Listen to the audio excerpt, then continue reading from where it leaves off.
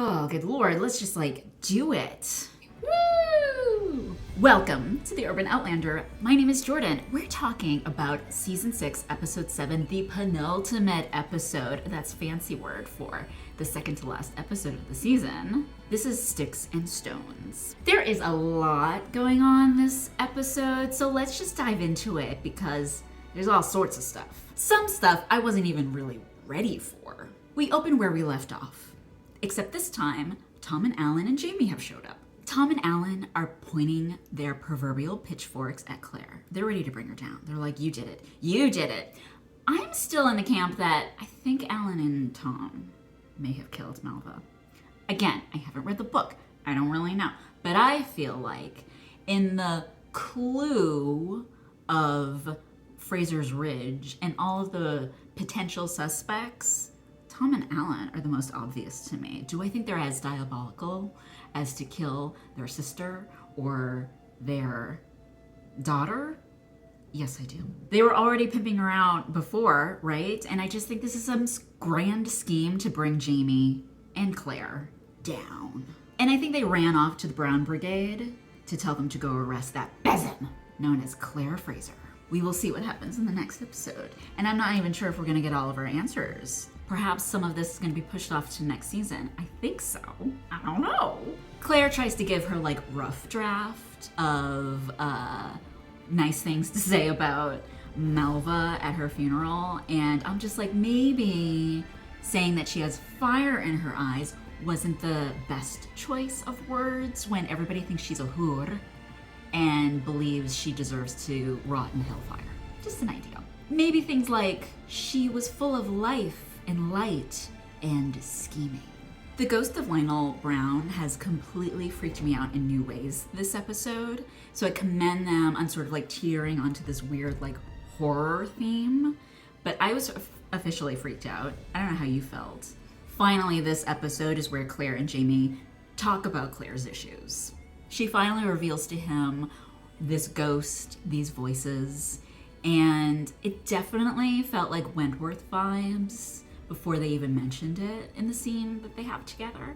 So I was kind of pleased that in a way we've come full circle since the end of season 1, where Claire has to kind of go into the darkness with Jamie's demons and fight that fight with him. And now Jamie is doing it with Claire. Isn't this a nice little cyclical thing we have here? Claire feels an enormous amount of guilt for about not just what happened with Malva, but kind of all of the greatest hits of the events that happened since she reunited with Jamie. But I get this feeling that we haven't quite vanquished this ghost. Will this ghost still linger into the next season? I don't know. Maybe. I'm curious to see how it's all gonna be played out because there isn't a nice little bow at the end of this episode. Claire is no longer gonna huff ether.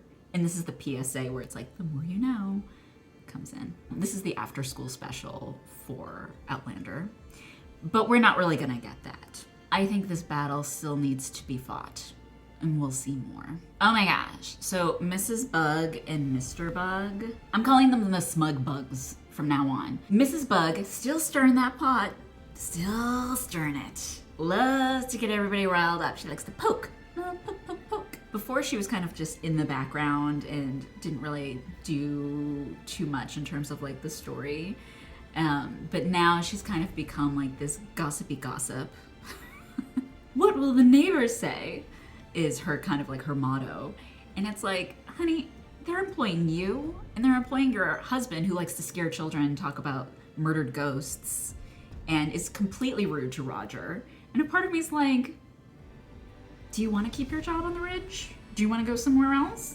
There's the door. So young Ian comes in and is oh, I gotta talk to you guys. And they're oh God, what is it? Is it the thing with the thing? And he's no, it's this other thing, Lizzy. It just feels when you're on Fraser's Ridge, particularly in the Fraser household, it just never stops. There's never a moment's rest. Lizzy. Oh, Lizzy. Lizzy. Wow. She surprised me. She really, I just was not seeing that coming. I mean, it was kind of like hinted at a little bit, but like both at the same time? Lizzy! Damn, girl! You know, one of them I was like, all right, something's gonna go down here. But both of them? Oh, Lizzy's been busy. Remember when Lizzy was that scared little lamb standing on a Scottish port, looking over the horizon, wondering what would happen to her when she leaves her homeland to go with some strange woman that has a funny accent on a ship across the sea? And now look at her. Our little girl has grown so much. Lizzy has come to the colonies. She saw and she conquered twice. Truly a pioneer. I feel like Lizzy may be, I don't know, the first female polygamist of the colonies. It is true that this new world brings new opportunities that she has really taken advantage of. I really liked the scene between Lizzy and Claire where Lizzy finally confesses to all of her new sexual adventures and awakening. And she kind of gives some details and I'm just like, TMI, Lizzy, TMI. I have an imagination. I think I can use it to imagine how they're both the same in a lot of ways, but I don't really want to.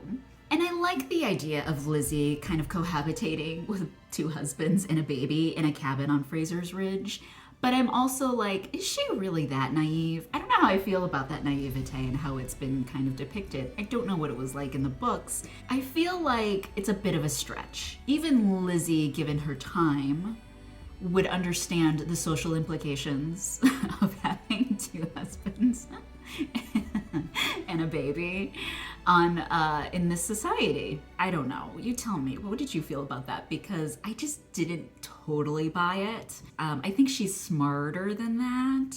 Yeah, maybe there's a little bit of like puppy love, you know, first time love with twins, but it felt a little bit unbelievable for me. But I still love her. Oh, and she's schemed to handfast to both of them. Like, she is just popping out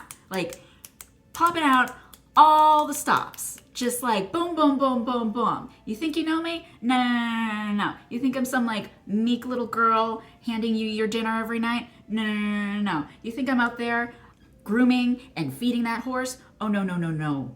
I've been taking another kind of tumble in the hay. Finally, the episode ends with the Brown Brigade arrival. And now Claire really is going to face the music and be arrested for the murder of Melva. I have no idea what's going to happen in this last episode. Like, not clearly, if you look at the teaser, yes, there's going to be some sort of like duking it out, pew, pew, pew, from the windows and the porch. You know, things are moving along. Lizzy and her two husbands, fiancés, are going to like take cover for safety and leave Claire and Jamie in this home.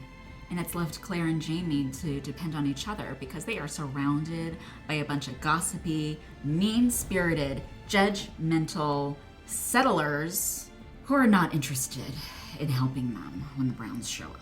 They're getting their pitchforks, sharpening that real good, getting their sticks and their stones ready to throw, ready to poke, ready to like light that baby on fire and go wah right at the house. There are still some unanswered questions this season.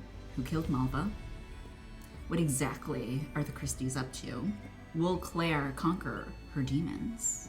Will Mr. and Mrs. Bug ever stop with the gossip?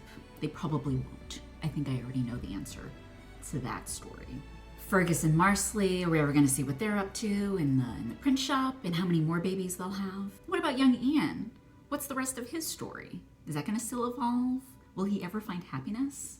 What about Bree and Roger? Are we going to see Roger become a minister? Are they going to come back to the Ridge? I hear they might be doing some time travel in the future. I really liked this episode. I thought it was excellent.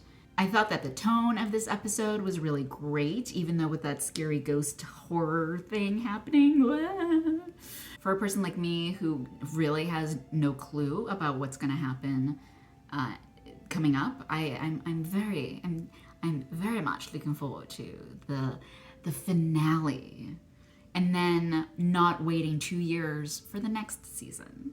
And this next season is going to be like super packed. What is it? 16 episodes. That's a lot. Thanks for following me. Follow me on Twitter. I do live tweets of the episodes, so follow me on there if you're like a Twitter person. And if you're not, well, geez, follow me on Instagram. I'm also on Facebook for those that still use Facebook. Check out my blog. It's www.theurbanoutlander.com. There you can see more adventures, more posts about my trips to Scotland, some past posts on the previous seasons, some book reviews of Outlander. One more episode to rule all of season 6. What will happen? The fellowship of the Fraser family has broken because everybody's in different directions and pursuing their own interests. Let's see what happens because the Brown Brigade has showed up and they're ready to bring her down. What are you gonna do now, Claire? What are you gonna do? Thanks, guys.